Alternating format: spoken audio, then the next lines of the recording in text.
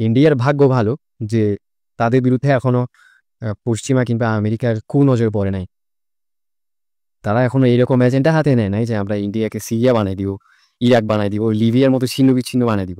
এরকম কোনো এজেন্ডা হাতে নেয় নাই এখনো। কারণ ইন্ডিয়ার সাথে তাদের গভীর বাণিজ্যিক লেনদেন, তারপরে কৌশলগত সম্পর্ক আছে, যেমন প্রযুক্তি স্থানান্তর, বিনিয়োগ, বিভিন্ন দিক দিয়ে সম্পর্ক আছে। সবচাইতে বড় সম্পর্কের জায়গাটা হচ্ছে আপনার চীনের বিরুদ্ধে ইন্ডিয়ার অবস্থান।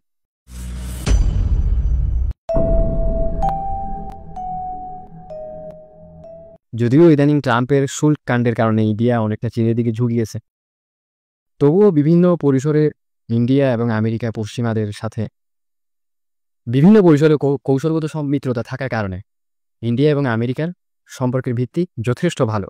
আর যদি সম্পর্কের অবস্থানটা এই পর্যায়ে না হইতো, তাহলে ইন্ডিয়া পশ্চিমাদের চোখে যে পাপগুলো করতেছে এর খেসারত অনেক আগে দেওয়া লাগতো। পাপগুলো কি কি? পাপগুলো হচ্ছে আপনার ধরেন একটা হচ্ছে ব্রিক্সের ভিশন বাস্তবায়নে অবদান রেখে যাওয়া এবং ডলারাইজেশন প্রক্রিয়াকে মনে মনে লালন করা, নিষেধাজ্ঞা সত্ত্বেও রাশিয়া থেকে তেল কিনা, ইত্যাদি ইত্যাদি হাবিজাবি আর কি।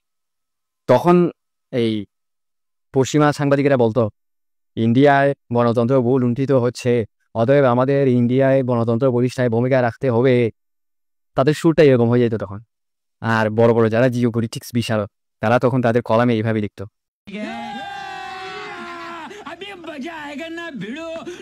যাই হোক, আমরা মূল আলোচনায় আসি। আচ্ছা, ইন্ডিয়াকে আসলেই কি সিরিয়া কিংবা লিবিয়া বানিয়ে দেওয়া সম্ভব? অবশ্যই সম্ভব। কারণ একটা দেশ সিরিয়া কিংবা লিবিয়া হওয়ার জন্য কিছু মৌলিক নেতিবাচক উপাদানের প্রয়োজন আছে, মানে দেশের মধ্যে যেটা থাকতে হবে।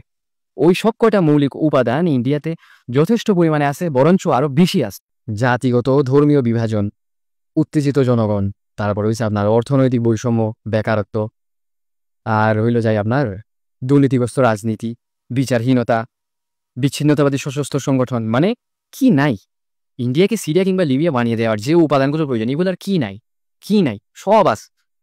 বিশেষ করে ভারতের মুসলিম জনগণ, তারপর আপনার পাঞ্জাবের অধিবাসী শিখ অধিবাসীরা, জম্মু কাশ্মীর, তারপর যারা প্রচণ্ড বৈষম্যের শিকার, তারা অনেকটা ভারতের সাথে তুলনা করতে হবে তাদেরকে। তারা ভারত হয়ে ওঠার জন্য তাদেরকে দোষ দেওয়া যাবে না, এর জন্য খুদ ভারত মাতাই দায়ী।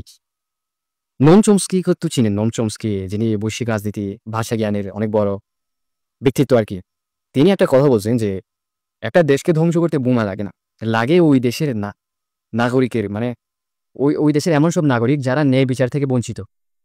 লাগে ন্যায় বিচার থেকে বঞ্চিত মানুষের হতাশা। অর্থাৎ দেশ যখন আপনাকে ন্যায় বিচার থেকে বঞ্চিত করবে, আপনার অধিকার রক্ষা করবে না, তখন দেশের প্রতি আপনার কোনো দায়বদ্ধতা থাকবে না, আপনি দেশকে তখন ঘৃণা করবে।